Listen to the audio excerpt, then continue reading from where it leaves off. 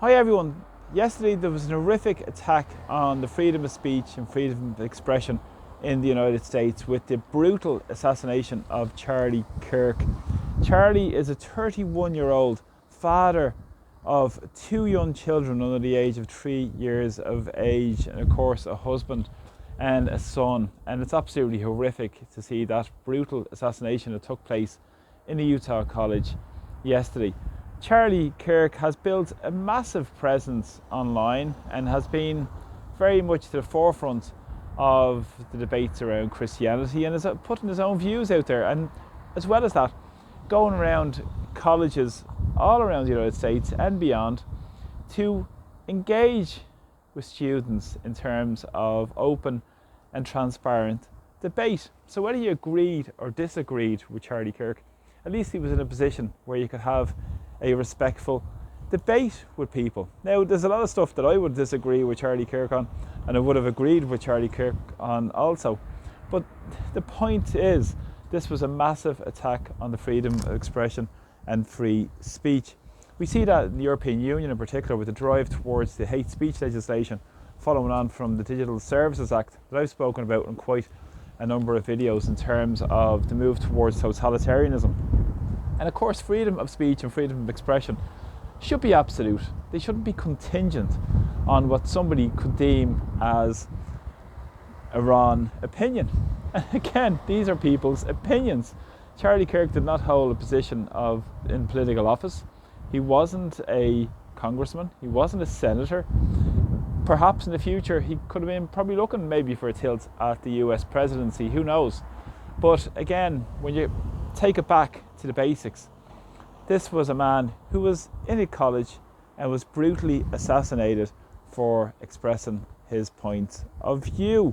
Now, I've seen the videos of what took place yesterday, absolutely horrific, and anybody with any shed of compassion or interest in humanity should be downright absolutely appalled by what took place yesterday. Of course, many are deepening divisions by glorifying this online, and this is absolutely horrific, but demonstrates again the really inhumane society that we've moved towards, where really the whole value of human life has become essentially valueless.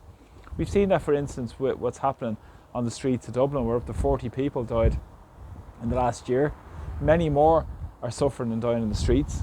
We see it also to what's happening in many wars across the world. We can look at what's happening in Gaza, you can look at what happened in Sudan, Yemen, places like Syria and Ukraine, and many more places around the world where wars are ongoing. And of course, it shows a callousness and cynical nature towards the whole lack of value of people's lives. Now, of course, there are many ideas behind what's taking place there. There is deeper division in the United States society. It's becoming more entrenched, and it's becoming entrenched right across Ireland too, as well, in terms of people's point of view. When people have a point of view, they're seen as far right or called any sort of names, which is absolutely just this nonsense. Just to be frank about it, because what they do is they don't debate. They try and shut down people, they smear people, they cancel people, and then when they can't debate, it comes to this solution that they would see as a solution of killing somebody. And that's what it was. It was a brutal assassination in cold blood in front of all those college students yesterday. And you would have to think about his family, think about all the families of people who have lost ones, being killed, in particular civilians, and especially people, for instance, that have no hand, act or part in a lot of these policies just for their opinions, which shows you what a dark abyss the world is heading in towards.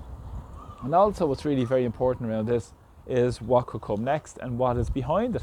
Now, there are some discussions to say that it could be around the fact that the division in society is getting more entrenched, as I said, between so-called far right and far left and all this nonsense, which again is a complete and utter tool used by the establishment to divide working class people. They've done the same through the culture wars and many more wars, which are really fundamentally a massive distraction from the underlying class system in society. In particular, You can see it in around Ireland, in particular, what's been taking place in terms of many debates around the immigration chaos following on from what happened during the period of COVID, where anybody who had a different point of view were cancelled, smeared, and absolutely called every kinds of names for having a point of view.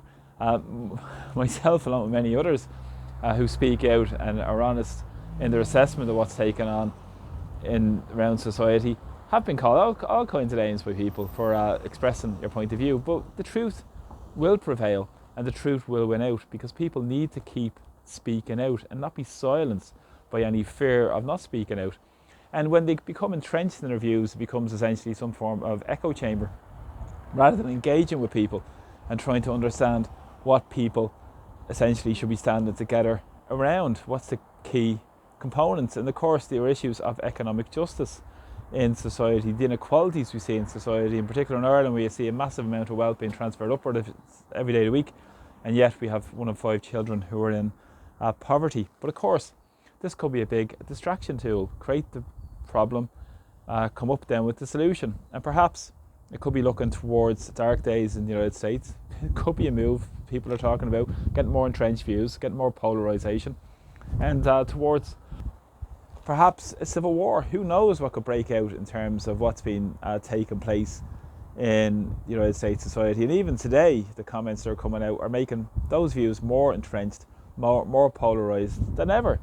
But again, who does this suit? It suits the elites, it suits the status quo. And what's interesting is when Kirk spoke out recently about Israel. Now, I know a lot of people would say that he's a Zionist and so forth as well.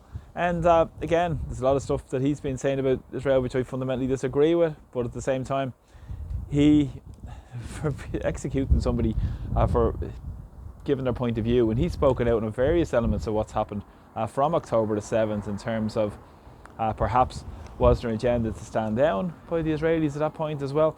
These are open and honest questions that should be discussed. Of course, perhaps, who knows, some elements might say Israel could be behind it, and perhaps who benefits from this? Of course, the status quo benefit from this, and who knows who's behind it again. But again, we'll wait and see how this plays out in the next period of time as well.